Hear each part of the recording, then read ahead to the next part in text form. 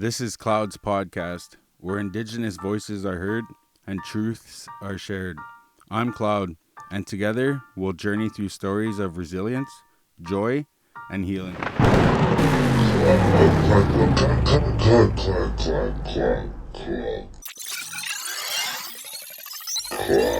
podcast. Creating a space where connection and empowerment thrive. On today's episode, success starts with learning, and today, Presley helps us understand how education shapes our future. I'm really excited to do this today. We're going to talk about education, and our main focus is why education matters and how to pursue it. What inspired you to take the path of education and learning new skills?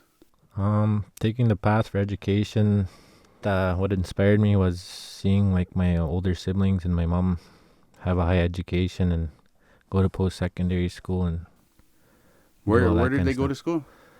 My mom took BU for her bachelor education, and my sisters finished their grade 12s, but they're still good role models. My mom took governance in Yellowcliff College in Winnipeg, so that was kind of motivating for me. What are some big challenges you faced as an Indigenous student? As a youngster there, my mom put me in Langers Elementary School, and pretty much the only Indigenous student there, and felt like I was an outcast most of the time. And I don't know, it was pretty hard growing up because you kind of have to deal with racism and all that kind of stuff. And then when you're learning about stuff like residential schools and talking about Indigenous stuff, I don't know, you have this other feeling, and you're inside, you're like, you're almost... You knew it was kind of wrong? Yeah. And meanwhile, you're only Indigenous student in the class. And what grade did you feel like it was started to bother you?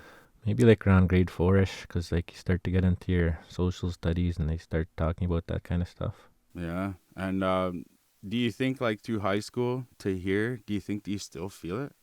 In high school, that was probably when it was the worst, because that's when a lot of people tease and bully each other, and took some courses like history and whatnot, stuff like that. And then not so much in college. I feel like there's more diversity in the post-secondaries with all the cultures and everything, so...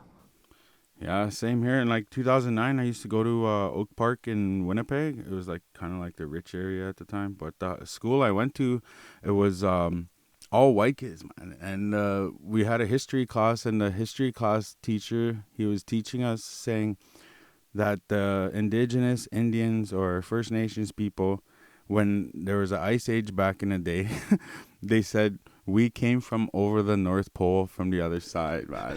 And he was looking at me directly. I'm like, and he's just dead serious looking at me. No, man, his eyes peeled. And I'm like, no way. And I'm like, whatever. I just let it slide. I'm like, so I just kind of knew it was wrong. This is in grade 12, bro. It's in 2009. So yeah, like it's like we're talking about, for example, we're talking about residential school the one day, and then we're all like taking chances reading paragraphs, and then meanwhile it's my turn. I'm kind of like have to read this script in front of all these, you know. Yeah. Meanwhile, I'm the only Indigenous, and all the eyes are on you. Yeah, and like, you kind of feel like it's like a party, you know. But it still feels the same from high school, bro. And it still feels the same from LVS when I was in from grade 7 to grade 9. You know, there's evil people and good people. It doesn't matter if you're white, black, brown, blue, you know. For example, my teacher, Murray, man, he's like the best. He's like really good, man. He's like understanding. You know, he wants to know these certain things. So I think that's pretty, like, you got to have an open mind these days. And then I know there's a lot of racism still going on, but I believe if we just focus on what we're supposed to do, the racism won't even affect us later. Yeah, bro. Just gotta keep sure. pushing. I feel like whatever you go through in life, you kind of like get the good and the bad from different people, and then you kind of builds on you, I guess. Yeah, it kind of builds you up as like, hey, man, I fucking went through this before, you know, like I can use that as strength now, and you know, I dealt with this type of stuff. All right, well, it'll be just a shrug off the shoulder or something. Yeah, like for example, my brother is always like always doing bad things, you know, like stealing or getting into fights or doing things like that, and like I kind of learned off him not to do that, because like you had to pay for the consequences. And then from a small town reserve to, you know, Brandon, and then coming into a college, what was the hardest part? The hardest part was like I kind of had some self-doubt, like if I'm actually going to go through with it or not, because there was a lot of factors that were in limbo or thinking about them. Leaving my son and getting all my stuff to Brandon, or if I'm going to like the course, just things like that. And So at your age, we're like the same age, around around 30. Do you feel like you just thought, okay, well, nobody's gonna take care of me no more. I think I better fucking step up and do something, because if I don't, I think I'm just gonna be stuck here. Did you feel like that, or um, did you feel like there was other things you could do, like work? yeah, I just felt like I could use my brain to do something better, because before this I was working security and feel like I needed to do better with my life. And um I just kind of got bored of it, to be honest. I've been working there for a good 4 years plus, and Okay, yeah. yeah, and just felt like a new scene and something else. And well, what inspired me to take this business administration was this guy that sells houses here in Brandon. He seemed like a good businessman. I feel like having that certificate diploma. So he like inspired you to come to school and be like a businessman, be like, hey, there's some real money right there. I think I can use that. Right on. But I feel like like he's a Caucasian and everything, but I feel like for an indigenous man to like put his right foot in the door there, he's gonna need his certificate or diploma. How did you discover scholarships, grants, or financial support? Do you know anything about that? Scholarships. First year I got here, I got one for $1,000. It was just a random, out of all the students out here. Mm-hmm. And then the grants, I think you gotta apply for them like online and stuff. And yeah, financial support. Honestly, I got my sponsorship taken away, but ACC, an Indigenous Cultural Room, also has emergency money. So if anything like that ever happens again, like a student can get money from the school, and they helped me out last year, man. That's really helpful, eh? Yeah, man. So like, if you ever needed some type of financial, bro, man, the school will help you, bro, in any way. I actually Chris, got bro. that scholarship in December, that Oh, did you? $1,000 one. Yeah, Nice, yeah. man. Right on, yeah. So I'll probably put that to books next fall. Okay, Yeah, right and then on. for my support from back home is my sponsorship. They're from the school. They work within the school. They're a post-secondary program. They're really helpful, and they're always looking out for us. I say the first year for me, my sponsors, they were kind of being, it felt like they didn't believe in me. So it was just, it made me go harder, bro. So now this year I got good grades. I haven't heard nothing from them. And I'm glad they're working with you, bro, because mine, I had to grind and nag and bitch. Yeah, they're pretty. It sucks when you have to do that, man. But like, if we're like dedicated and no, we really want to do it, I think they should just like, okay, just sit back and just let us do it and just watch the marks first.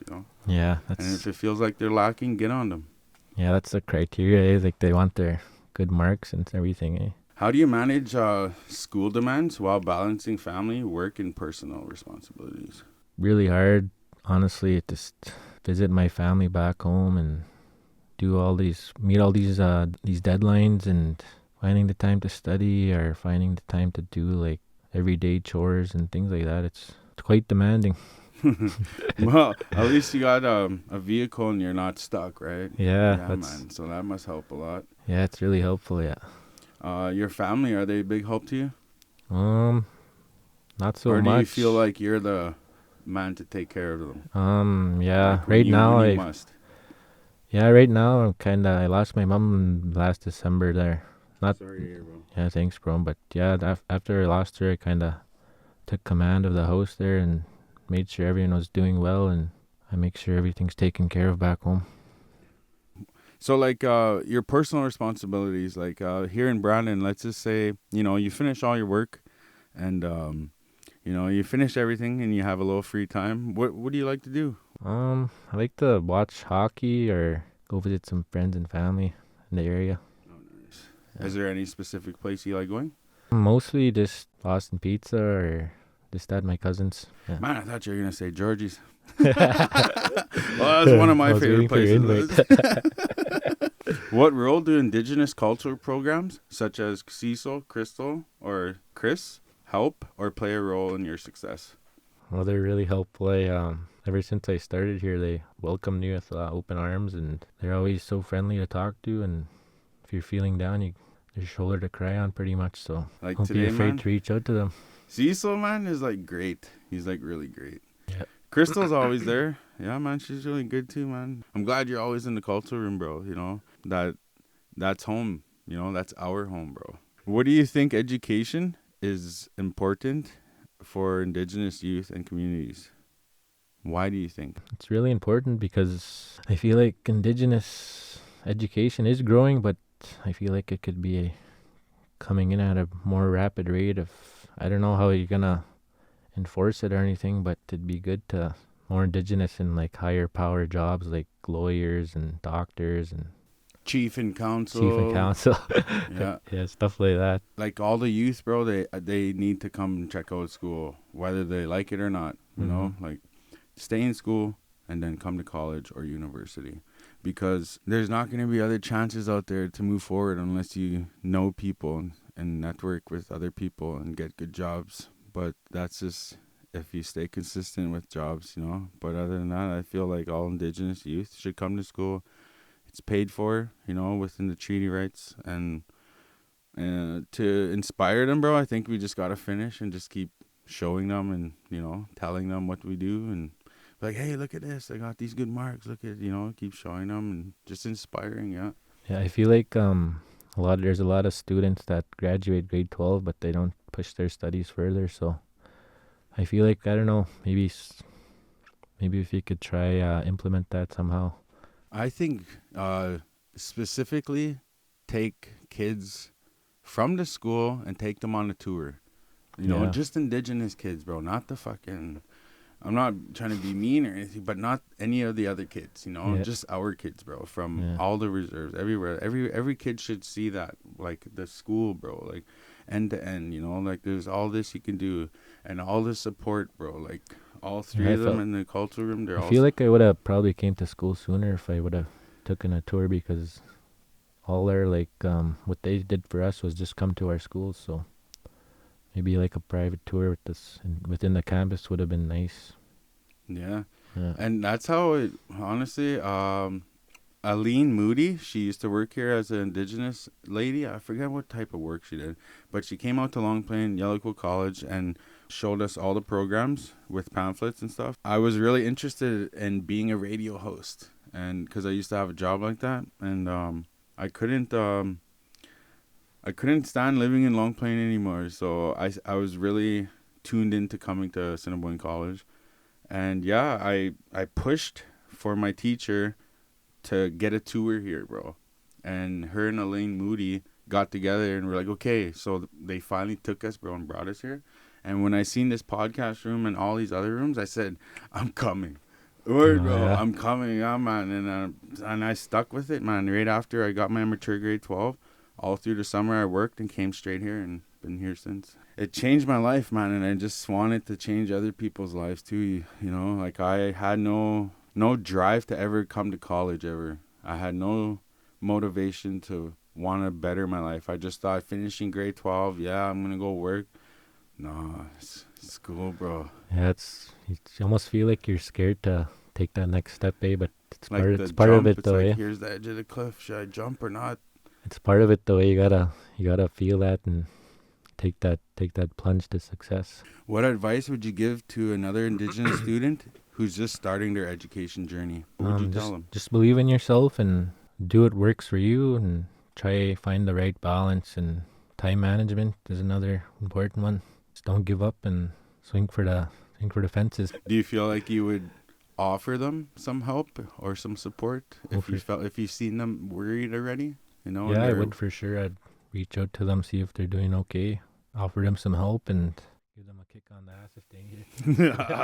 yeah, yeah, man. It's a tough love. Yeah, that's a real thing, man. Who or what has been the most significant support in your education? Definitely my mom. She's the one that put me in a different school at a young age, and I feel like that gave me a good education base. And even though I dropped out grade 12, I finished a couple of years later on, and she was the one that pushed me. How do you think the leaders back home would they want to hire you? Would you be like, hey, Presley's doing good. He was at school for 2 years. You know, do you think they would be like, hey, let's give him a chance? I feel like the chief and council would give me a chance because there's a lot of younger generations coming up in the workforces back home. So maybe that'd be a good fit for me. But we'll see, I guess. Yeah, right on. Thanks, Presley. It was pretty good. This is the end of the podcast. All right, But bro. if you wanted to say shout outs to anybody else back home, your family, you can do it. Shout out to my son Boone, my sister Lorian, and all my family and friends back home. Shout out to the sponsorship in Sandy Bay. Shout out to Cloud for having me, and thanks, man. Fucking rights, bro. Shout out 283 to 287 all the way. Let's go.